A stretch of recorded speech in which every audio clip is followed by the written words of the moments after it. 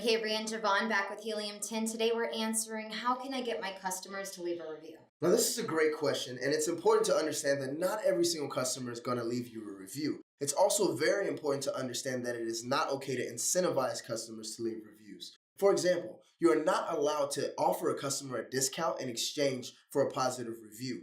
Any abuse of Amazon's review policy could result in a negative impact on your ability to sell. Now, do feel free to ask the customer to leave their honest opinion on the buyer/seller Amazon messaging system.